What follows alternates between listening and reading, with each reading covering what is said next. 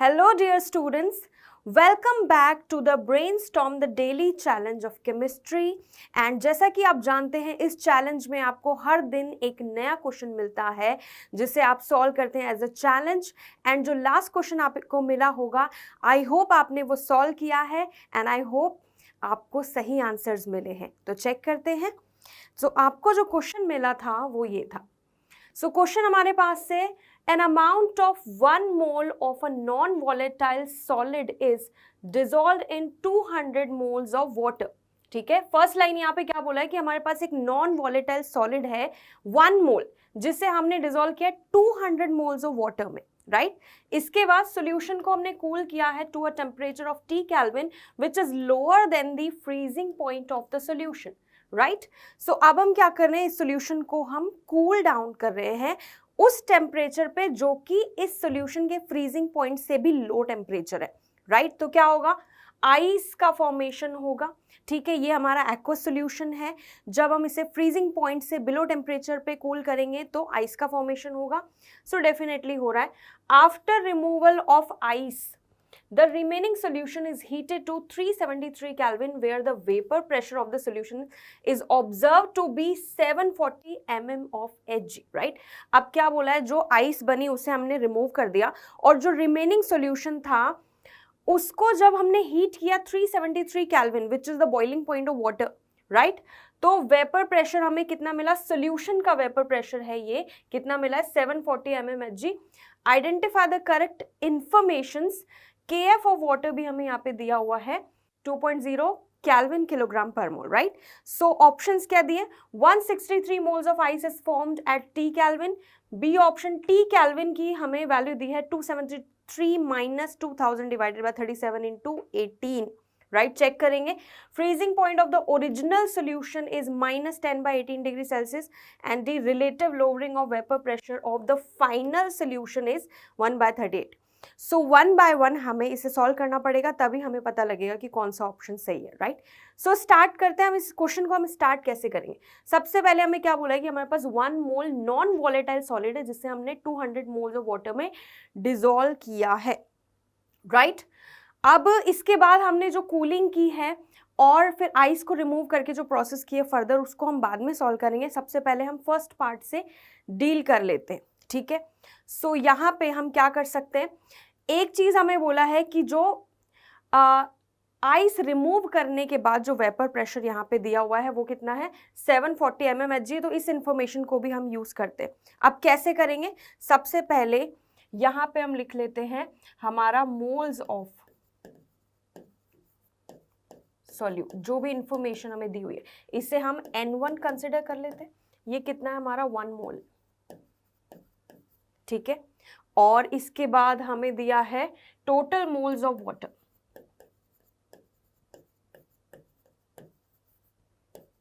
Total moles of water इसे हम N2 consider कर लेते हैं। ये हमें दिए हैं 200 मोल, राइट। सो सबसे पहले हमें फाइंड करना है कि कितने मोल आइस फॉर्म हुआ, तो वो कैसे फाइंड करेंगे, ठीक है।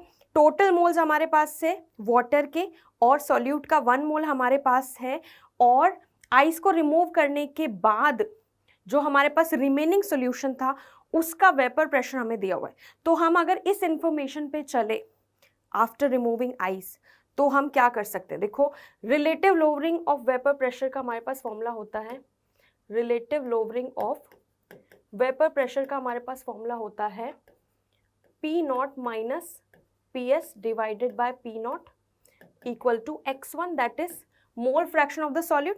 इसी फॉर्मूले को जब हम थोड़ा सा मॉडिफाई करते हैं तो ये फॉर्मूला हमारा इस फॉर्म में आ जाता है, P0 minus PS divided by PS is equal to N1 by N2।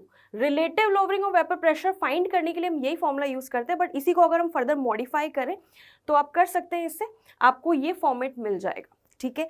अब यहां से क्या होता है, जब भी हमें N1 N2 की वैल्यू निकालनी होती है तो ये फॉर्मेट यूज करना हमारे लिए थोड़ा सा इजी हो जाता है, राइट। सो अब देखो यहाँ पे N1 क्या है, moles of the solute, N2 क्या है, moles of water, moles of solvent in that remaining solution. So ये फॉर्मूला हम अप्लाई करेंगे for the remaining solution.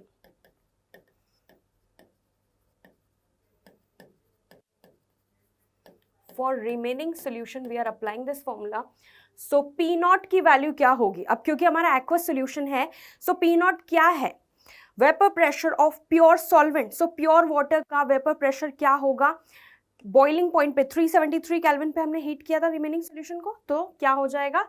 760 mm of Hg. So P naught की वैल्यू यहाँ पे आ जाएगी 760 mm Hg minus P S हमें दिया हुआ है 740 mm Hg divided by 740 equal to N1 by N2. N1 की वैल्यू हमें पता है, मोल्स ऑफ सॉल्यूट चेंज नहीं होने वाले हैं. क्यों? क्योंकि हमारा नॉन वॉलेटाइल सॉलिड है, तो आइस फॉर्म होने के बाद भी सॉल्यूट तो उतना ही रहेगा, राइट? सो N1 की वैल्यू हमारी सेम रहेगी 1 डिवाइडेड बाय N2 की वैल्यू हमें फाइंड करनी कि जो हमारा रिमेनिंग सोल्यूशन है उसमें अब वाटर कितना बचा हुआ है, सॉल्वेंट कितना है. N2 हमें फाइंड करना, तो बहुत इजी हो गया है.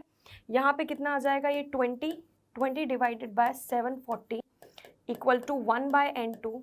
सो यहाँ से हमारी N2 की वैल्यू आ जाएगी, ठीक है, 740 डिवाइडेड बाय 20 दैट इज 37. सो 37 मोल हमारे N2 आ चुके हैं. और 37 मोल क्या है? N2 क्या था? मोल्स ऑफ वाटर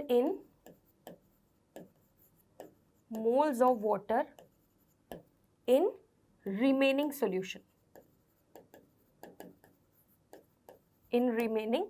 ठीक है. अब टोटल मोल्स हमें दिए हुए थे वाटर के, रिमेनिंग हमें मिल गए हैं, तो हम फाइंड कर सकते हैं कि कितने मोल्स ऑफ वाटर आइस में कन्वर्ट हो गए थे. So moles of water converted into ice equal to total 200 minus remaining 37. सो कितना आ जाएगा? 163 मोल. 163 मोल हमारे पास आ गए हैं आइस के मोल्स, राइट? सो यहाँ पे ऑप्शन ए में हमें 163 मोल दिया हुआ है एट टी केल्विन, बिल्कुल सही है. मतलब कि ए ऑप्शन जो है वो हमारा सही है. अब बी पे आए तो हमें इस टी केल्विन की वैल्यू फाइंड करनी है. टी केल्विन क्या है? वो टेम्परेचर जिसपे कि हमने इसे कूल किया था, राइट? सो हम इसे कूल कर रहे हैं at lower temperature which is below than freezing point, right? So इसे हम TF बोल सकते हैं, right? TF is the freezing point of the solution. ये हमें फाइंड करना है, तो हम यहाँ पे क्या करेंगे? डिप्रेशन इन फ्रीजिंग पॉइंट का फॉर्मूला यहाँ पे इजीली लगा सकते हैं, ठीक है. तो इसे हम सॉल्व करते हैं. Depression in freezing point, delta TF क्या होता है? सबसे पहले तो हम बात करें, ये होता है हमारा TF naught minus TF equal to KF into M, that is molality. M is molality, right? So TF naught क्या हो गया हमारा? Freezing point of the pure solvent, right? So freezing point of pure solvent कितना होता है? 373 kelvin, sorry 273 kelvin. Let me correct it. Freezing point होता है 0 degree Celsius, मतलब कि 273 केल्विन माइनस TF की वैल्यू हमें निकालनी. TF मतलब क्या हो गया हमारा? T केल्विन टेम्परेचर, तो इसे मैं सिंपली T लिख देती हूँ यहाँ पे, इक्वल टू KF की वैल्यू हमें दी हुई है क्वेश्चन में, ये रही 2 केल्विन किलोग्राम पर मोल इनटू मोलैलिटी. मोलैलिटी क्या होती है? Moles of solute divided by mass of solvent in kilogram. So moles of solute हमारे पास 1 है divided by mass of solvent. तो जब हमारा ये सोल्यूशन था, जब हमने इसे T केल्विन पे हमने इसे कूल डाउन किया है, उस टाइम पे आइस फॉर्म हो चुका होगा, राइट? T केल्विन पे आइस फॉर्मेशन हो चुका है. तो हमारे पास वाटर के, मतलब कि सॉल्वेंट के कितने मोल्स है? 37 मोल्स हमने कैलकुलेट किया था, राइट? सो वाटर के हमारे पास 37 मोल्स है. सो मोल को हम मास में कन्वर्ट कर सकते हैं, mole into molar mass of water that is 18 ग्राम पर मोल. सो 37 मोल इंटू 18 ग्राम पर मोल, बट ये मास हमारा ग्राम में आ रहा है, इसे हमें किलोग्राम में कन्वर्ट करना पड़ेगा. So divided by 1000, right? So अब इसे हम सॉल्व करें तो कितना आएगा? 273 minus T is equal to, इसे हम 2000 लिख सकते हैं. 2000 डिवाइडेड बाय 37 इंटू 18. सो यहाँ से T की वैल्यू क्या आ जाएगी? 273 माइनस 2000 डिवाइडेड बाय 37 इंटू 18, और ये हमारा आ जाएगा किस में? केल्विन में. ठीक है, ये हमारे T की वैल्यू आ गई है। सो ऑप्शंस को देखें तो T केल्विन की वैल्यू भी यही दी हुई है हमें क्वेश्चन में, राइट। सो बी ऑप्शन भी हमारा यहाँ पे सही हो जाएगा। अब सी ऑप्शन पे आए, freezing point of the original solution. अब हम ओरिजिनल सोल्यूशन के फ्रीजिंग पॉइंट की बात करें तो कैसे फाइंड करेंगे, सेम फॉर्मूला अप्लाई करेंगे, बस मोल्स ऑफ वाटर बदल जाएंगे, ठीक है, क्योंकि ओरिजिनल सोल्यूशन में आइस फॉर्म नहीं हुआ है तो हमें यहाँ पे 200 मोल्स ऑफ वाटर लेना पड़ेगा सॉल्वेंट, ठीक है। सो बस इतना सा चेंज है, बाकी एज इट इज हमें सेम फॉर्मूला अप्लाई यहाँ पे करना है। So delta TF for original solution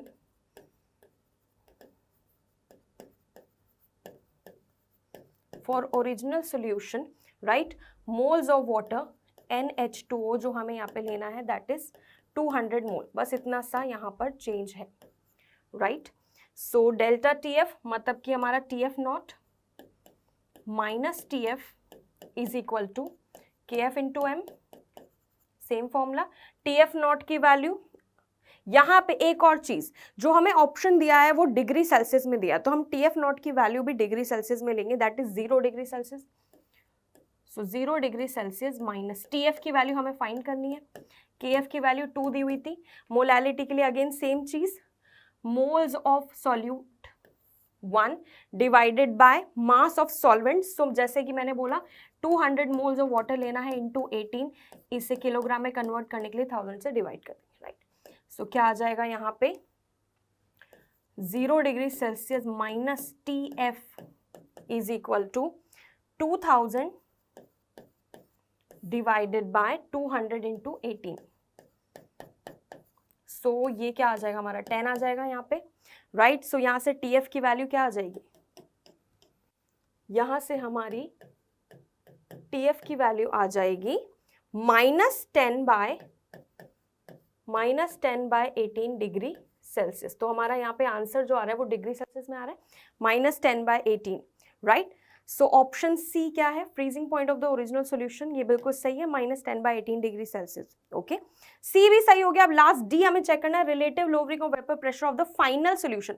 अब फाइनल सॉल्यूशन में relative lowering of vapour pressure find करना है तो बहुत ईजी है, फॉर्मूला हम ऑलरेडी लिख चुके हैं, ये रहा हमारा RLVP, relative lowering of vapour pressure. तो इस फॉर्मूला को हम अप्लाई कर लेते हैं लास्ट में, ठीक है। So for D again relative lowering of vapor pressure P naught minus PS divided by P naught is equal to X1. So P naught क्या था हमारा 760, PS क्या है 740। वैसे हमें ये वैल्यूज लिखने की ज़रूरत यहाँ पर नहीं है क्योंकि हमें ये वैल्यू ओवरऑल हमें यही चीज़ कैलकुलेट करनी है, ठीक है। हमें इस पूरे ओवरऑल इसकी वैल्यू यहाँ पर हमें फाइंड करनी है। सो यहाँ पे वैल्यूज पुट करने की अब हमें ज़रूरत नहीं है, केवल x1 की वैल्यू पुट करेंगे। x1 क्या है n1 divided by n1 plus n2, right. n1 मतलब moles of solute plus moles of solvent in the final solution. So final solution में क्या था 37 मोल्स थे, सो ये कितना आ गया 1/38, right. So relative lowering of vapour pressure की वैल्यू आ गई 1/38, राइट। सो देखते हैं, ओके, ए हमारा सही था, बी सही था, सी सही था और डी भी हमारा बिल्कुल सही है 1/38, यानी कि यहाँ पे सारे ही ऑप्शन करेक्ट है। सो इसीलिए हमारा यहाँ पे आंसर हो जाएगा A, B, C and D, right. I hope आपको ये क्वेश्चन समझ में आया होगा। इसके बाद आपको मिलेगा आपका next challenge, right. So do try that and right your answers in the comment box. Thank you.